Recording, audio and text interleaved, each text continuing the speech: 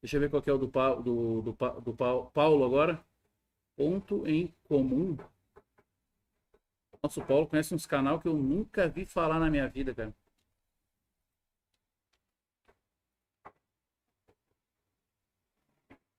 Nossa, olha a cara. A cara do lunatismo, né? Espero que não seja. Cara de lunático já tem.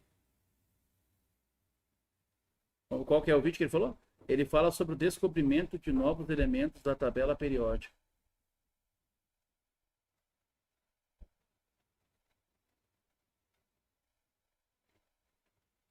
Tá, deixa eu ver aqui qual que é. Deve ser esse aqui.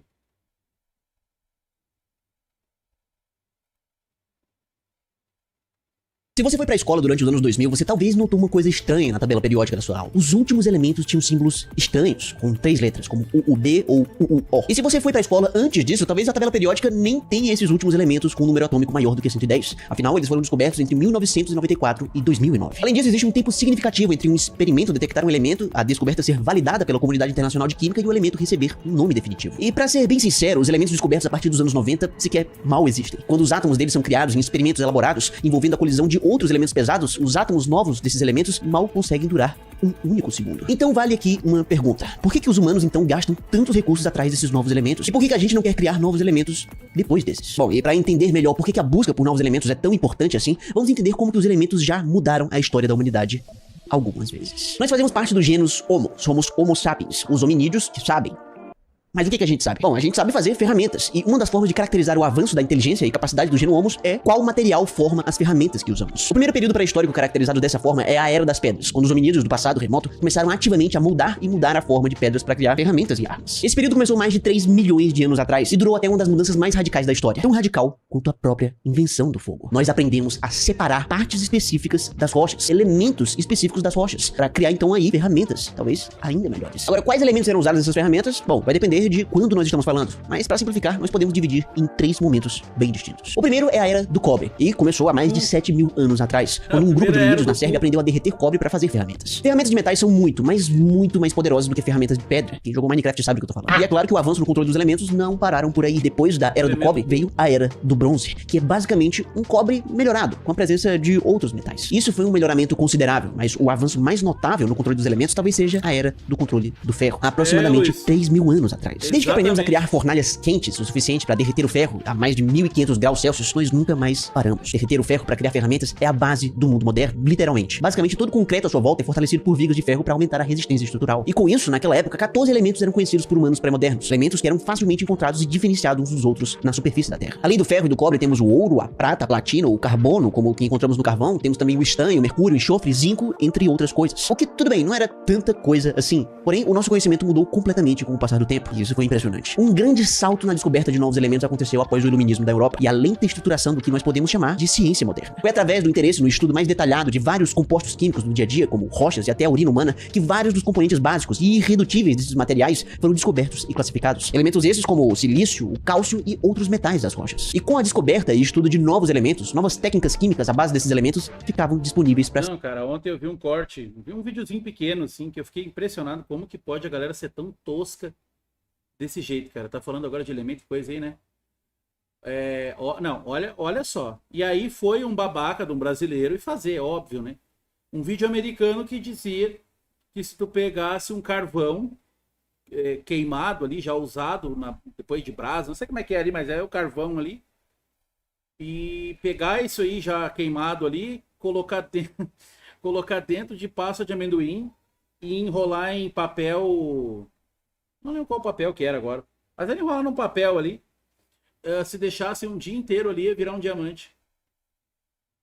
Cara, como que pode ter tanto vídeo babaca desse jeito e o pessoal... Não, cara, olha, eu tenho certeza que tem gente que acredita nisso, cara. Acredita numa babaquice dessa. Ora, qual que é a lógica disso, cara? Enrolar ali, acho que era papel alumínio, acho que era papel. O carvão enrolado com pasta de amendoim. Pelo amor de Deus, cara. E pior que esses vídeos dão milhões de visualização, né? Umas bobagens dessas. se descobrir ainda mais elementos. E eles precisavam ser classificados. Podemos dizer que a descoberta mais importante não foi a de um elemento em específico, mas sim dos padrões entre vários elementos diferentes. Veja, por exemplo, o oxigênio e o enxofre. Eles são quimicamente parecidos. O mesmo é verdade também para os gases nobres, hélio, argônio e xenônio. E metais como o sódio e o lítio também são similares, que incluem também o potássio. Entre dezenas de elementos descobertos existiam padrões, e organizar esses padrões da forma correta abriu as portas para uma revolução na química. Foram literalmente séculos de tentativas e tabelas, até a melhor ideia da história da química se revelar para Dmitri Mendeleev: a tabela periódica dos elementos. A tabela foi proposta no fim do século XIX, talvez a sua característica mais notável não era nem sequer agrupar os elementos de acordo com suas propriedades similares, de forma compreensiva. O que era impressionante, que estamos falando aqui... Se usar o negócio certo, acho que dá pra fazer o diamante até de cabelo, Luiz.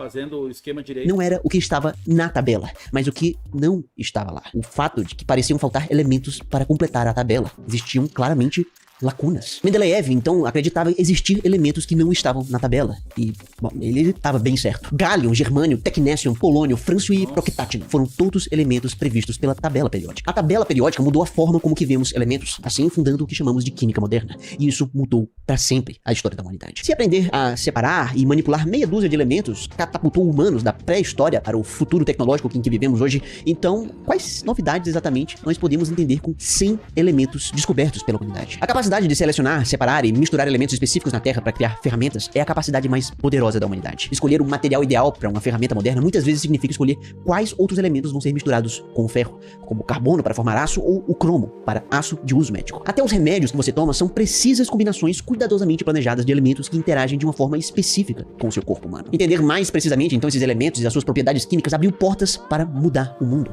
E essas portas, uma vez abertas, não vão ser mais fechadas, tanto para o bem quanto para o mal. Os materiais do mundo ao nosso redor são formados de estruturas organizadas de átomos, e que cada elemento da tabela periódica representa um átomo, que pode se organizar em estruturas com outros átomos, através de ligações químicas. E um átomo, por sua vez, é feito de 3 coisas: nêutrons, prótons e elétrons. Prótons têm carga elétrica positiva e moram no núcleo atômico junto com os nêutrons, que não têm carga elétrica. Já os elétrons orbitam o núcleo de carga positiva em camadas. As camadas de baixa energia ficam mais perto do núcleo, e as de alta energia ficam mais longe. E um átomo normalmente tem uma quantidade de elétrons igual à quantidade de prótons. Esse número é chamado de número atômico, e caracteriza um elemento quimicamente. Então os átomos são caracterizados pelo número de prótons em seu núcleo. Se a gente mudar esse número, a gente muda o elemento. Literalmente, fazer alquimia. E a forma mais simples de fazer isso é bombardear um elemento químico com nêutrons. Esses nêutrons podem grudar no núcleo atômico e se transformar em prótons via decaimento beta. Esse processo literalmente transmuta um elemento em um outro elemento. O que quer dizer que, isso, né? sim, humanos modernos são capazes de alquimia, o que é fantástico. E foi bombardeando um átomo de urânio com nêutrons que nós produzimos o elemento que define o mundo desde a metade do século XX. Estamos falando. Eu sabia um pouco que eu vi o Sérgio, o Paulo, falando do Sérgio, aquele, sabe? Ele contando como que se fazia a bomba atômica. Aí eu aprendi mais ou menos coisa sobre isso aí. Da era do plutônio. A era do plutônio é marcada pela capacidade de produzir elementos artificialmente. E, além disso, usar elementos para criar armas tão poderosas que nações com essas armas evitam entrar em guerra com uma nação que também tem essas armas. Eu estou falando delas. Das bombas nucleares. Ó, viu? Esse é um tipo de arma tão poderosa. Praticamente eu previ o que eu queria falar. Olha, que até os donos das armas, como essas, têm medo das suas consequências, que foram tão revolucionárias que nós podemos dizer até que, do ponto de vista energético, o acesso à energia nuclear é uma espécie de segunda descoberta do fogo. Ela mudou para sempre a história da humanidade. Foi o fogo que permitiu derreter e separar cobre e ferro, inclusive para fazer armas e equipamentos de guerra inovadores. E de forma ligeiramente similar, foi quando nós aprendemos a produzir novos elementos, como o plutônio, através de reatores nucleares, que a humanidade construiu bombas termonucleares, capazes de apagar ilhas inteiras do mapa. O plutônio, o elemento de número atômico 94, marca uma mudança na história.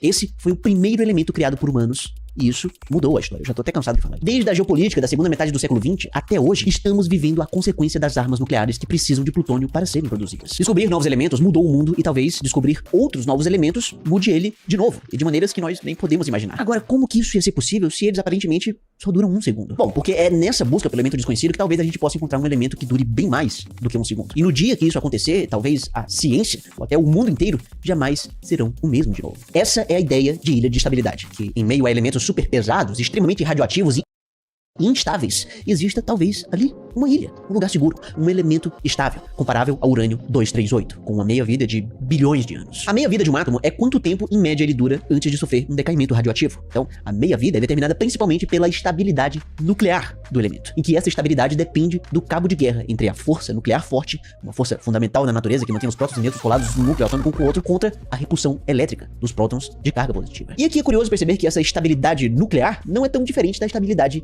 química dos elementos. A estabilidade química de elementos é determinada pela distribuição de elétrons do átomo. Veja, por exemplo, então, gases nobres. Eles têm configurações especialmente estáveis de elétrons, e por conta disso, dificilmente participam de reações químicas. Já os elementos, como o carbono e oxigênio, têm elétrons em distribuições instáveis. E na busca por estabilidade, eles formam ligações químicas e compartilham elétrons com outros átomos. E isso acontece por causa do seguinte mecanismo. Ao redor do núcleo atômico existem várias órbitas possíveis, cada uma com um nível de energia. Além disso, existe um número limitado de elétrons em cada órbita. E quando uma órbita está cheia, isso cria uma blindagem a elétrons. Elétrons não podem ocupar mais essa órbita, nem elétrons de outros elementos. Ou seja, um elemento com a sua órbita completamente ocupada é resistente a reações químicas. E esses são os gases nobres. Agora, já os elementos com elétrons faltando são vulneráveis a ganhar ou perder elétrons, e por isso participam dessas ligações químicas. E surpreendentemente ou não, essa exata mesma lógica vale também para prótons e nêutrons lá no núcleo atômico. Prótons e nêutrons ocupam camadas de energias que são análogas às órbitas dos elétrons, em que cada camada tem um nível de energia bem específico. E também existe um limite de quantos prótons e nêutrons cada camada pode ter, e essa regra vale separadamente para prótons e para nêutrons. Cada um tem suas próprias coisas. Os exatos detalhes são meio complicados, mais complicado do que as órbitas dos elétrons, mas existe uma coisa análoga aqui, uma analogia entre gases nobres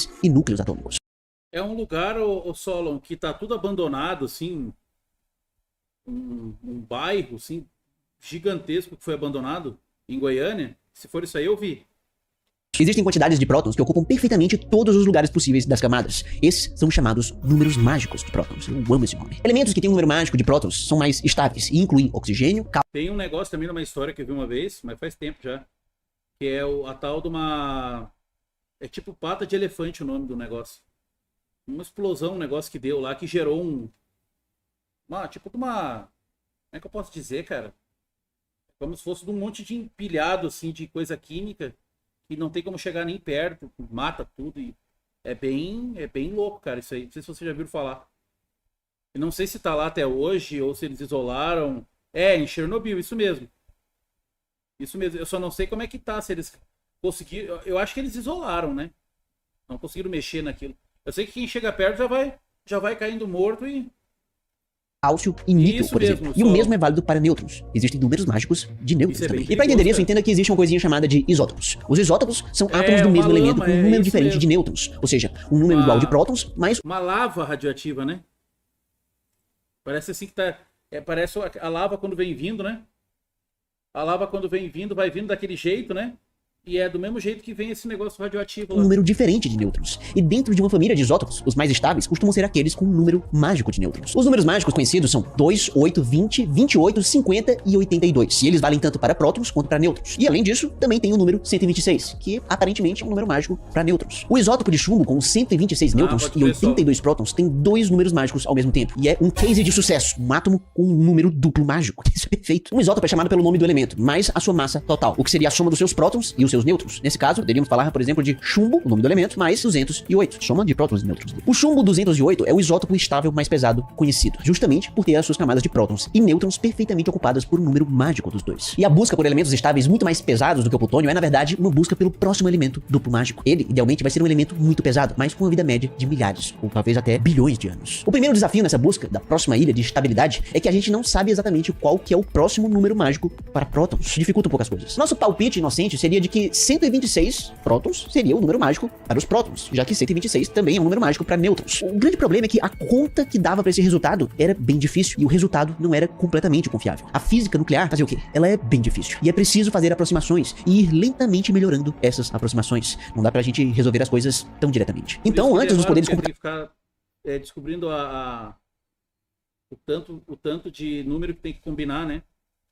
e modelos nucleares avançados, a Universidade de Berkeley e o Instituto de Pesquisa Nuclear Americano tentaram um dia apelar para a força bruta. Até um dia já teve reatores nucleares naturais, regiões na qual uma combinação adequada de grandes concentrações de urânio e água produziu grandes quantidades de reações nucleares. Essas reações produzem novos elementos. E quem sabe até algum elemento super pesado estável tivesse se formado e existisse na Terra em pequenas concentrações. Isso seria possível. Por isso que então uma verdadeira caça ao tesouro foi lançada em 1969, atrás de sinais de um isótopo pesado associado a ilhas de estabilidade. Uma diversidade enorme de materiais foi processada atrás do próximo elemento estável. Foram usados ouro, platina, vidro de igrejas, rochas lunares, toneladas de chumbo, até que foram encontradas coisas novas. Foram encontrados isótopos pesados de xenônio, provavelmente o resultado do decaimento de átomos superpesados, com um número atômico na casa dos 115. Isso foi bom, foi interessante, mas no fim dessa história toda, nenhum elemento superpesado foi encontrado. Então os físicos voltaram ao conforto dos seus laboratórios para fazer o que eles sabem fazer de melhor, colidir partículas com outras partículas. E nesse caso, para produzir novos elementos finalmente. Na série Big Bang Teoria fala bastante sobre isso aí, viu? Pra quem curte esse assunto, fala-se bastante. Inclusive, eles fizeram... o Sheldon, né, um dos protagonistas, ele fez um cálculo errado. E com esse cálculo errado, uns outros cientistas, não lembro de onde agora, acho que é russo, cientista, e eles fizeram esse cálculo errado, e claro que é ficção, né, mas eles conseguiram encontrar um elemento super pesado dessa forma, com o cálculo errado que ele fez. Assim, pelo menos novos elementos assim são produzidos em estrelas, através da fusão nuclear em alta energia. E fundir elementos leves, que nem estrelas, acaba produzindo a energia que mantém elas acesas. Porém, a fusão nuclear para de ser energeticamente vantajosa a partir do ferro, que é o elemento 26. Então, estrelas não produzem elementos mais pesados do que isso durante o processo de se manterem acesas. E já que a ideia dos cientistas era produzir elementos acima do plutônio, o elemento 94, então foi necessário criar aceleradores de partículas que jogavam átomos relativamente pesados em alvos de átomos ainda mais pesados. Assim, se o acelerador tivesse energia suficiente, ele conseguiria criar fusão nuclear de dois elementos que normalmente não fazem fusão por aí pela natureza. E por energia suficiente significa acelerar um átomo com mais energia do que o seu núcleo vai se repelir do outro núcleo, o alvo desse tiro. E essa barreira de energia a ser superada é chamada de barreira de Coulomb. Parece uma coisa cara e que gasta bastante energia, mas foi assim que basicamente todos os elementos mais pesados que o plutônio foram descobertos, descontando o elemento 90 e o 100. No caso, eles foram encontrados no resto de uma explosão nuclear. Casualmente. Hoje, 24 dos 118 elementos da tabela periódica foram produzidos por humanos em experimentos. E durante esse tempo que forjamos novos elementos, modelos mais modernos do núcleo atômico nos deram uma estimativa oficial do número mágico de prótons. Esse é um número que finalmente nós sabemos que ficaria em torno de 114. Ou seja, já não é 126, que é o que a gente pensava antes. E a razão dessa diferença é que a intensa repulsão elétrica entre prótons afeta o número de lugares disponíveis nas camadas do núcleo. E a gente não sabia disso, a gente descobriu isso depois. E em 1998, um time liderado por Yuri Organessin encontrou o elemento 114, bombardeando um alvo de plutônio 244, com os átomos de cálcio 48. O elemento então foi chamado de fleróvio e tem o suposto número mágico de prótons. Então, talvez, quem saiba, ele tem uma meia-vida longa, certo? Bom, não exatamente. Os isótopos de fleróvio encontrados duram todos menos de 3 segundos. Beleza. Ai, que droga, então isso significa que nós falhamos. Será que a meia-vida de elementos superpesados sempre vai ser então baixa demais para eles serem úteis? Bom, não sabemos. Um dos problemas é que nós ainda não produzimos o isótopo de fleróvio, que tem número mágico tanto de prótons quanto de nêutrons. Que no caso seria o fleróvio 298, com 114 prótons e 184 nêutrons. Ambos números mágicos hipotéticos, que precisam ser ainda confirmados experimentalmente. E se esse isótopo de fleróvio possuir uma meia-vida longa, isso confirmaria então os números mágicos. Por isso, produzir esse isótopo de fleróvio é o principal objetivo dos laboratórios capazes de produzir novos elementos. Os outros elementos novos, ao alcance da tecnologia atual, os elementos hipotéticos 119 e 120, não parecem ter nada assim de muito novo. Já o isótopo fleróvio parece ser essencial para avançar no entendimento da física nuclear. A humanidade não precisa então criar novos elementos. A humanidade precisa criar o primeiro isótopo duplo mágico de um elemento superpesado. Portanto, então, depois de tudo isso, ao refletir sobre a jornada extraordinária da humanidade na descoberta e na manipulação de elementos, percebemos que a nossa busca incessante... Na cabeça do cachista fanático, o Starfield foi criado para ajudar a achar esse elemento. Não se trata apenas de criar algo novo, mas de redescobrir e revitalizar o que já existe no vasto universo da tabela periódica. Essa jornada, repleta de curiosidades e determinação, é um testemunho da nossa capacidade de explorar o desconhecido e de encontrar a beleza e utilidade do que muitos considerariam efêmero ou inalcançável. Talvez o próximo grande avanço não venha então da invenção de um novo elemento completamente inovador, mas da habilidade de estabilizar e compreender profundamente os elementos que já conhecemos. Ao criar átomos estáveis de elementos conhecidos, podemos desbloquear novos segredos da natureza, abrir caminhos para inovações surpreendentes e, quem sabe, reescrever o que nós entendemos por possibilidade. Afinal, a verdadeira alquimia da humanidade pode estar não na criação, mas na transformação e na revelação do potencial oculto dentro do mundo que já nos é familiar. E assim continuamos a nossa jornada, guiados pela eterna chama da curiosidade, ansiosos pelo próximo capítulo surpreendente que a nossa relação com os elementos irá revelar para nós, mesmo que eles já sejam velhos conhecidos. E velhos são os fósseis. Agora, se você quiser saber como se tornar um fóssil, que eu acho uma ideia excelente, basta clicar bem aqui, no maior... Ô, caralho. Velho porco fóssil.